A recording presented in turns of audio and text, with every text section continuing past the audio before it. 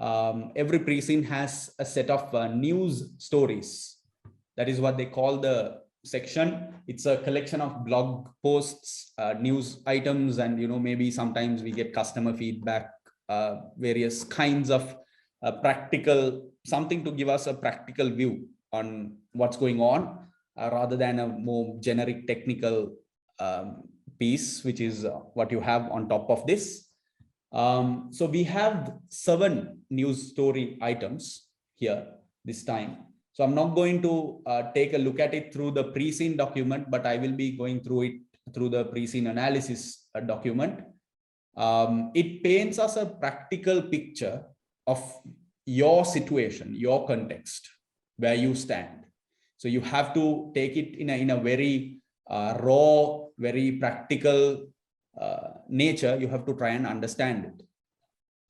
You have to think that this is your life. This is what's going on around your life as the senior manager finance for PIXLWIZZ. So if you look at the analysis document and go to page number 22. The first news item is about how creating a video game is not easy and how it requires a vast amount of skilled HR, human resources. We've already talked about this. They say that developing a complex game single-handedly is not practical as of today. Developing a game alone, it's very difficult, especially a complex game. So when you play a game on your console, you have to look at the amount of detail that has been programmed to it. Companies need large teams of experts. This is why we employ 5,000 plus people, right, in this company. Large teams of experts, designers, hundreds of programmers, because every single detail must be thought of and programmed. Some of the most popular games require hundreds of programmers to create all of the software code. And a complex game would require designers and artists to develop plans for how the game will be played and to decide what it will look like. Each level will require more development work. And finally, the game has to be turned into computer code. So first layer, designing, planning, drawing, artists, then level designers work on the development aspect, and finally it's written into computer code. So all these levels, you need highly skilled people. Big development companies are always keen to hear from fans, and they do sometimes turn their new ideas into games. That's also something we already know, that we rely a lot on customer feedback, gamer feedback. We host panel discussions. We have all these things in our Eastland, Westland, Southland offices and in those respective countries. So that's a major aspect of how we understand the consumer mindset and how we develop games that gamers like to play. The second news item is about how some of the work, the development work, is automated. So even though a game is excruciatingly detailed to the point, say for example, so even when you look at a game, as you can see, the level of detail is very, very high.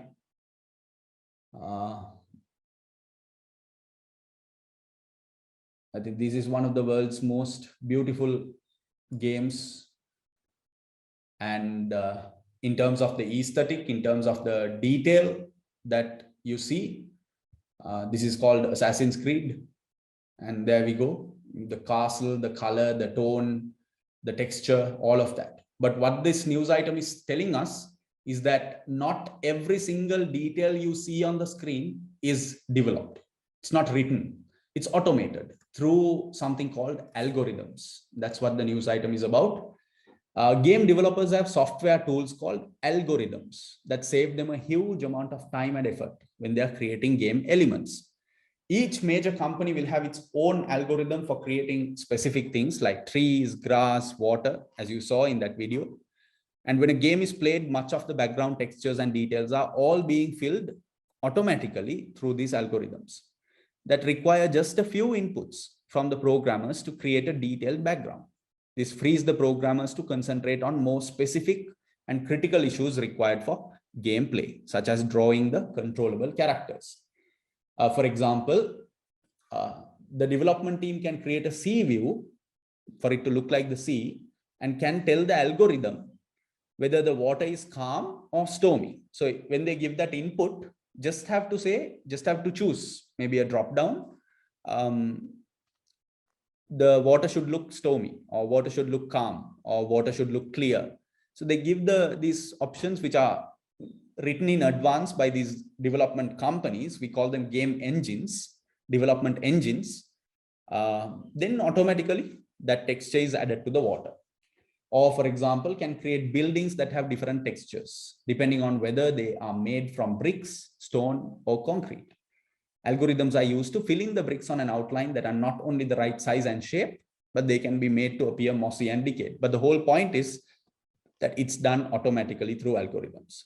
So there's a bulk of the filling the details part, especially the part that is artistically important and not very story oriented, because that part has to be written, that has to be coded, and that is directly connected to how the controllable character is being handled. So that has to be handled very carefully by the developers. But these kind of details can be automatically filled in. The third is viral marketing, how it is the most effective way of selling a game. They say that game publishers have discovered that viral marketing, where a player recommends the game to friends, can be the most effective way to enhance sales. The prevalence of social media and most video games being played online, it is easier for happy gamers to promote their favorite game. I think this is very common because most of the gamers currently, popular gamers, are streaming. So they are live streaming their gameplay. So they only live stream games that they like to play, because those are the games they play, which they like to play. So if they stream a game, it's just out there in public. So when we log into, maybe Facebook, we randomly see it, we realize, oh, all right, this gamer who is famous likes this game, and we can even see how it's played, and we might choose to play that game. So that's direct one-to-one referral. The importance of viral marketing has led to the development of models that can be used to estimate and track the K factor, which is the number of new players who have been attracted to play by existing players, which we also know as the viral coefficient. The higher the K factor, the better, because new players will likely or hopefully promote the game further. So that's about how game marketing happens. The next news item is about how we can understand the standard of a game, the quality of a game, through software testing methods. So they give you a good catchphrase here, saying that if you're talking to software developers, and you tell them, okay, this is how I want the game, they give you an option. They say, good, fast, or cheap. Pick any two, which means you can't pick all three. Either it has to be good and fast, then it won't be cheap. Or it has to be fast and cheap, but it won't be good. Or it would be cheap and good, but it won't be fast. So you can't, the normal sentiment of developers is that you can't have all three. It's almost like you can't have the cake and eat it too. This indicates to the choices and trade-offs that are made in game development. This trade-off between cost, speed, and quality can often be highlighted in the area of testing. So once a game is developed, or at least when it's close to final stages, testing starts. Testing is a good way to understand the standard of a game in terms of cost, speed, and quality. The software industry claims that it can reduce the number of errors of a game of 1 to 25 defects per 1,000 lines of delivered code. For every 1,000 lines, they say that they can reduce the number of errors to 1 to 25. That's the range. And in terms of testing, we have been given two examples. One is called Blackbox testing. The second is Whitebox. Blackbox is basically a faster way of testing, but it means that you're not, I'm not going to read this whole thing, but it means that you're doing a sample check. You're not going through every line of code. you're going through a sample, maybe random choosing. It doesn't matter how it happens. You're just not going through the complete set of codes. You're doing a sample and you're going to decide based on that. So it's a faster way to test your game, but it's not a complete approach. Compared to that, you have white box testing, which is complete, but that takes a longer time. Where you have, in this method, where you study the source code, entire source code, to check the program's response to all of the inputs. So you try all inputs and check the source code, whether it is functional properly. It's a complete approach. You test everything, but takes time, which means this happens because, we were talking about game franchises. So you have new versions being launched, like Apple, iPhone 7, iPhone 8, iPhone 10, 11. So you have versions of the game, same game also, game franchise also being released. So these go in on deadlines because they launch and they market and they say, 1st of January, EA Games, the new Need for Speed version is going to be launched. Now, the moment that there's a deadline, it means that there are people working to meet this deadline. You know how deadlines are, in the corporate sector, especially in the creative sector, it's even more pressurized. Not like a general corporate environment, because creative work takes more pressure. So what happens is that all these people, they're working hard to meet the deadline. There will some way be a trade-off between cost, speed, or quality, which is one good example. If you have been working with software games, that these game developers usually launch what they call software patches or updates to the game. So 1.1, 1.2, like what you do with your updates to mobile phone applications. That is because to meet the deadline, they got the available version out and released, but it has bugs. It's a buggy game. So what happens is, 1 month down the line, they're able to fix some of the code and they release it as a small patch or update. So what you do is you just download the update and reinstall it. Those erroneous software code is automatically fixed. That's what happens. So that's about quality of games. Then we have Pixel's highly popular new game, Jacob Plunge Magenta. We know that Jacob Plunge is the most popular franchise, 19% revenue from entire revenue mix. This seems to be the most recent version.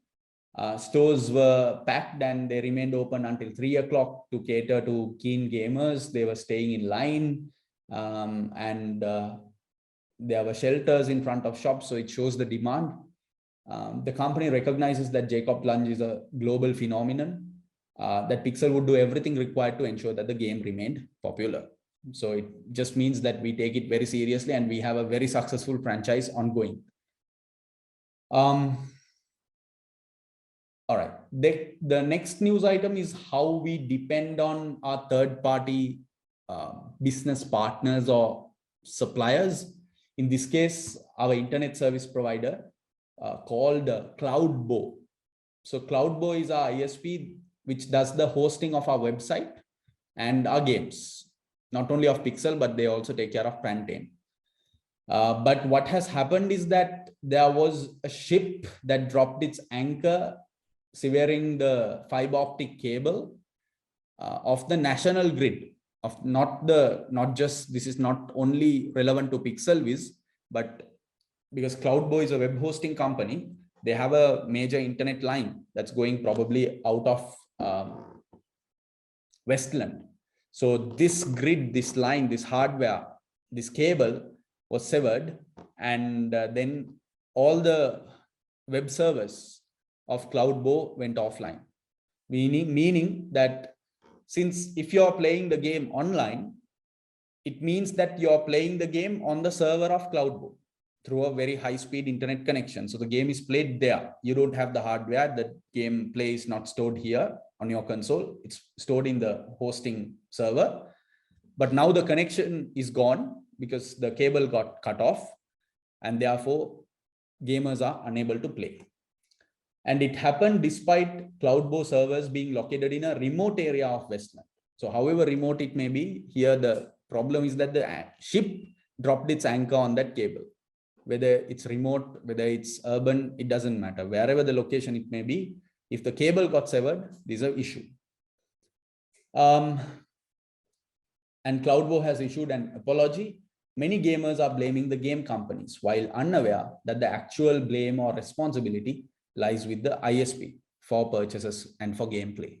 So it just shows us how dependent we are on other stakeholders. Now, for example, we also know that we are heavily dependent on hardware manufacturers, gaming hardware manufacturers, both in terms of our suppliers who supply us the machines, the CPUs, the monitors, the machines, for us to develop games.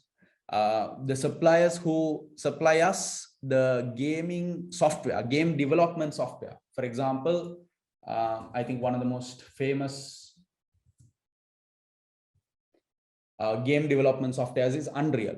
Unreal is now it's a massive, huge business. You might have seen this logo before you play certain games. And what it does is it gives you the opportunity to create. The visual aspect of your game is totally taken care of by Unreal. And now, after developing so many games, now they are even working in the movie and other industries because their software is so advanced. So that's the whole idea here. And we are very reliant on game development software suppliers, hardware suppliers, console and other gaming hardware manufacturers. We are reliant on our internet services provider. This is something that we have to understand about the game value chain. And finally, there's a game review called for the game called PIXLWIZZ's Keppel Quest, which is a massive multiplayer online game. It is a free-to-play game which requires online registration, and as you play, you have cash purchases to make. That's how we make the revenue. The graphics review is very positive. They say the game's graphics are excellent. Artificial intelligence of the program can match the facial expressions and body language, so it's very detailed. And in terms of gameplay, they say that players can create their own unique characters. Along the way, they have several levels. Characters can engage with one another, trading goods. So this is multiplayer. You know, all of us, this, for example, all of us, we can log into the game, assign characters to ourselves and interact, play, maybe form a team, or maybe fight against each other, etc., etc. So that engagement is there. Players must proceed with caution because there are many dangers in Keppel Quest's virtual world. Moving through the game requires the collection of items and treasure. So, you know, you can find a lot of items or treasure, coins, various experience points can be collected, your skills can be upgraded, etc., etc. Your injuries can be treated through medical kits, etc.